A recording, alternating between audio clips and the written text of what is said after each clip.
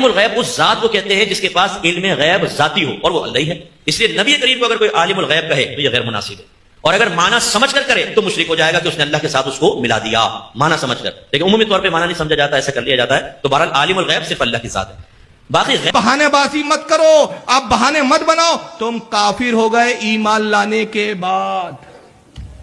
بعد ایمانکم، کب کافر ہوئے تم؟ ایمان تو لائے تھے تم نے، مگر اب کافر ہو گئے۔ کب کافر ہوئے؟ نبی کے علم غیب کا انکار جب کر دیا۔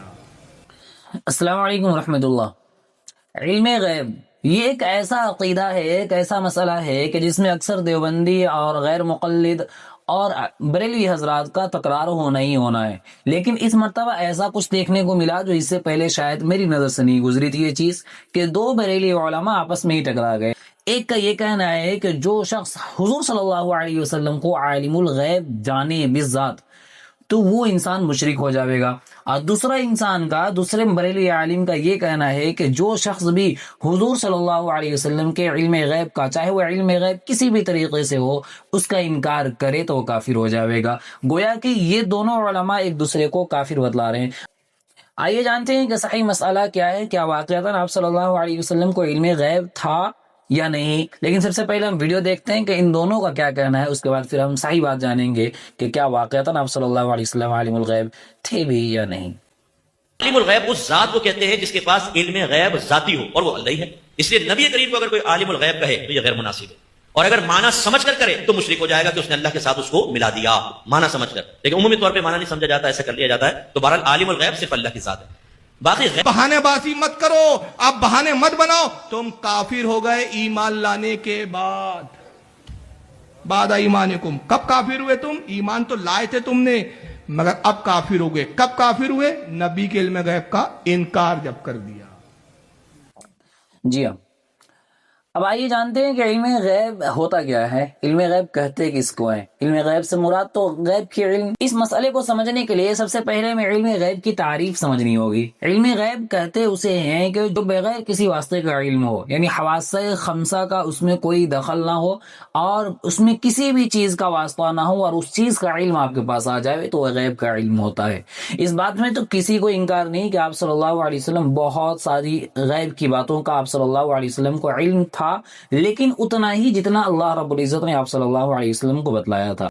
اور اب کچھ بریلوی علماء قرآن کی وہ دلیل پیش کریں گے کہ وَعَلَّمَ مَا لَمْ تَكُنْ تَعْلَمُ وَكَانَ فَضْلُ اللَّهِ عَلَيْكَ عَظِيمًا، اس طریقے کی 2-3 آیتیں وہ پیش کرتے ہیں کہ جو دلالت کرتی ہے اس بات پر کہ آپ صلی اللہ علیہ وسلم کو غیب کا علم تھا۔ حالانکہ قرآن کریم میں بے شمار آیتیں بھری پڑی ہے جو اس بات کا دلالت کرتی ہے کہ خود آپ صلی اللہ علیہ وسلم نے اپنی زبان مبارک سے یہ بات کہی ہے کہ اللہ کے علاوہ کسی کے پاس علم غیب نہیں ہے۔ خود آپ صلی اللہ علیہ وسلم کی زبانی اللہ نے یہ بات ارشاد فرمائی کہ قُلْ لَا أَقُولُ لَكُمْ عِنْدِي خَزَائِنُ اللَّهِ وَلَا أَعْلَمُ الْغَيْبَ وَلَا أَقُولُ لَكُمْ إِنِّي مَلَكٌ، کہ اے نبی کہہ دیجئے کہ میں تم سے یہ بات نہیں کہتا کہ میرے پاس اللہ کے خزانے ہیں، اور نہ ہی میں یہ بات کرتا ہوں وَلَا أَعْلَمُ الْغَيْبَ، اور نہ ہی میں غیب کی باتیں جانتا ہوں، وَلَا أَقُولُ لَكُمْ إِنِّي مَلَكٌ، اور نہ ہی میں یہ بات کہتا ہوں کہ میں فرشتہ ہوں۔ إِنْ أَتَّبِعُ إِلَّا مَا يُوحَىٰ إِلَيَّ، جو اللہ کے جانب سے وحی کی جاتی ہے میں اسی کی پیروی کرتا ہوں۔ یہ اللہ نے نبی پاک صلی اللہ علیہ وسلم کے زبانی ارشاد فرما دیا۔ آپ پھر دوسری جگہ دیکھیں، اللہ نے فرمایا قُلْ لَا أَمْلِكُ لِنَفْسِي نَفْعًا وَلَا ضَرًّا إِلَّا مَا شَاءَ اللَّهُ، کہ اے نبی کہہ دیجئے کہ لا املک لنفسی نفعا ولا ضررا الا ما شاء اللہ، کہ نفع اور ضرر کا مالک جو ہے اللہ کے علاوہ کوئی نہیں ہے، میں نفع اور ضرر کا مالک نہیں ہوں۔ ایک جگہ قرآن میں اور ہے کہ اگر میرے پاس غیب کا علم ہوتا تو میں نفع والی چیزوں کو جمع کر لیتا اور ضرر والی چیزوں سے میں اپنے آپ کی حفاظت کرتا۔ تو اس طریقے کی بے شمار قرآن کی آیتیں بھری پڑی ہیں جس میں یہ صاف طور پر دیکھا جا سکتا ہے کہ آپ صلی اللہ علیہ وسلم اس بات کا انکار کر رہے ہیں۔ رہا مسئلہ علم غیب کا، تو ہم اس بات کو مانتے ہیں اور ہمارا عقیدہ ہے کہ جن چیزوں کا علم آپ صلی اللہ علیہ وسلم کو اللہ رب العزت نے عطا کی تھی ان کا علم آپ صلی اللہ علیہ وسلم کو تھا۔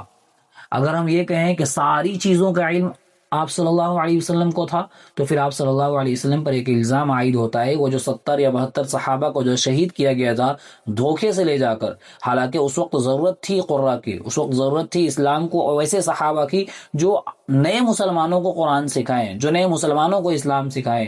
اس وقت آپ صلی اللہ علیہ وسلم نے ان صحابہ کو اجازت دی، اگر آپ کو غیب کا علم ہوتا، ساری چیزوں کا غیب کا علم ہوتا تو آپ ہرگز اجازت نہ دیتے۔ آپ کی کیا رائے ہے؟ آپ اپنی رائے کا اظہار کمنٹ باکس میں ضرور بھی ضرور کریں. کیا واقعتاً آپ صلی اللہ علیہ وسلم کو تمام چیزوں کا علم غیب تھا، یا صرف انہی چیزوں کا علم غیب تھا جتنا اللہ رب العزت نے آپ صلی اللہ علیہ وسلم کو فرمایا ہے؟ انشاءاللہ پھر ملاقات ہوئی اگلی ویڈیو پر، تب تک بھی اجازت. السلام علیکم ورحمۃ اللہ.